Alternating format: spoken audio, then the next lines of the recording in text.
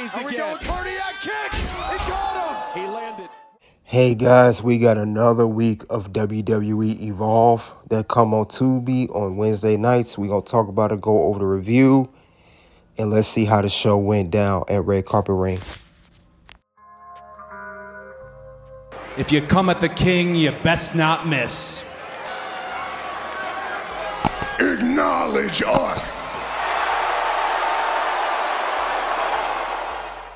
Hey guys, we're here at the Red Carpet Ring. We'll talk about WWE Evolve 2025 Week 15 recap. We're going to review of WWE Evolve. You guys get the likes as we come into the ring. We're going to definitely discuss the show, what happened, go over final review, and go over key moments of the show. Now, advertised what they had going on. We had Lince Dorado. He will be going to be live on WWE Evolve. He will speak on and see how he's feeling and what else is going to go on from there, because he was heavily advertised last week. And then another match that's advertised for this episode, we have It's Gall 101 versus Jamar Hampton, formerly known as Troy Yearwood. We'll get more to the name change later on. We get on to that match. And then also we got in the main event, we got Wesley going one-on-one against Cappuccino Jones. This was heavily advertised last week because Cappuccino laid out the challenge against Wesley. But meanwhile, let's get on to the beginning of the show. Now, at the beginning of the show, we kicked off Evolve with the Vanity Project coming out to the ring. They celebrated the victory of Jackson Drake becoming the inaugural Men's Evolve champion. They also talked about how they're going to rule Evolve and everything else. And, of course, they talked everything. They put their chants up and let everybody know that they're the best of everything at what they do. Not just Jackson Drake, but the tag team of Brad Baylor and Ricky Smokes.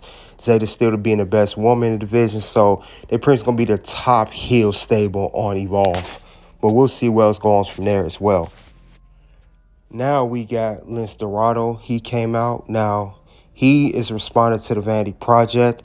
He said that he's going to have to get his few people. So it's going to be pretty much a few later on with Lince Dorado and his people against the Vanity Project later on. Then we had Wesley coming out, the High Rise. He came out. He talked about his upcoming match in the main event against Cappuccino Jones. Long story short, he's going to teach Cappuccino Jones a lesson. You know, let him know not to mess with Wesley, the veteran and the gatekeeper of NXT. Then later on, we hear Cappuccino Jones backstage. He talked about his upcoming match with Wesley. He gave Wesley his props, but he's going to do everything he can to put Wesley down. Now, the first match of the night we had was a tag team match. It was Zayda Steele and Nikkita Lyons tag teaming for the first time. They came out with their entrances. Very, very good duo. They look good together. But they tag team against this team. It will be Layla Diggs and Masyn Holiday. Now, we saw Layla Diggs normally teaming up with Aria Bennett. I don't know why they changed the tag team for some reason, but it's a different team now. But let's get on to the match. This match was good. It was a good back and forth with these women. A lot of grappling, a lot of good offense. Most of the time we saw Masyn Holiday getting beat down until we got a hot tag from Layla Diggs. But the turning point in the matchup, it was not too good because Zayda Steele, she cheated. She pinned Masyn Holiday, had her foot on the rope to count 1, 2, 3 to get the victory for Zayda Steele and Nikkita Lyons. Meanwhile, the reason was for the loss was we saw Chantel Moreau. She caused a distraction to Layla Diggs while Masyn Holiday was being taken down by Zayda Steele. That caused them to lose focus in the match, and that's how they lost. So Chantel Moreau, she pretty much going to be having a rivalry with Masyn Holiday and Layla Diggs. It's going to be some type of rivalry there. We're going to see what's going to take it from there. But that was the end of that particular match. Then later on backstage, we see Callie Armstrong. She called Natalya. She told Natalya that she did not need her help last week when she was being taken down by Nikkita Lyons and Zayda Steele. And Natalya said, you need my help because we got to get ready for the tag team match next week. Now, we had next match, we had Jamar Hampton. He first came out to the ring. A lot of good reaction from the fans. And then, of course, he goes one-on-one against It's Gall, or It's Gal, however you say his name. Now, he came out being a flamboyant character that he is. He came out, got the boos and everything. Funny character, though.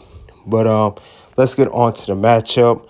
This match was about Gall using his conniving, sneaky tricks. This was about also Troy Yearwood, who's now known as his new name, Jamar Hampton. He used his strength and power, and he got the victory over Gall. I'm still getting used to this name change. I guess all the LFG characters that was on the TV show last season, they're rebranding them as a brand new character. We saw this with last week with the other participant. Her name was Lee, and now they're doing the same thing with Troy Yearwood now being Jamar Hampton. They rebranded all the names, but that was the end of that particular match. Then we later on had a vignette of Marcus Mathers. He came out again, so we pretty much going to see him in action next couple weeks. We saw him last week, but he cut another promo or vignette this week. Now, meanwhile, we had a main event.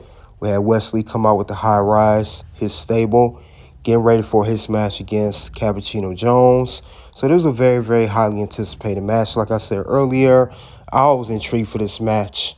Then also we had Cappuccino Jones. He came out, had his cappuccino and everything else. He was definitely fired up and ready to go against Wesley one-on-one. Definitely, it was a show to test how Cappuccino Jones could hang with a veteran like Wesley. Now, Cappuccino Jones had some good moments. He had some near falls during the matchup. Wesley definitely had the veteran's advantage. We saw that throughout the match. He was putting him down, doing everything. And it caused Wesley to hit a scissor kick and his kick that he does, and he got the pinfall victory over Cappuccino Jones. Cappuccino Jones did look good, even though in defeat. This was the best match of the night, in my opinion, the main event for a reason. But let's go over the key moments that happened here on Evolve for this week. It was definitely some key moments setting up for next week, maybe next several weeks, or stuff that's going to be planned for later on in the show. But let's go over a few things that did happen on Evolve that was important to the program. Now, Wesley getting this win over Cappuccino Jones was good for his character because he's the veteran. He's got to show the example. He is the gatekeeper of NXT for a reason. So if you want to move on up from Evolve to NXT, you have to go through him. So this win makes sense for Wesley. Also, we got here Natalya. It's going to team with Callie Armstrong. These two really is going to have a rivalry, and we can see down the line Natalya is going to challenge Callie Armstrong for the WWE Women's Evolve Championship. And first, before they do get into that, they're going to team up next week. But you can tell some tension between these two here, especially from Callie. This is going to be a good match next week. The tag team of Natalya, Callie versus Zayda and Nikkita. Since Nikkita and Zayda already have a win under their belt as a tag team. So we got to see how that's going to go next week. The name change, like I said, Jamar Hampton.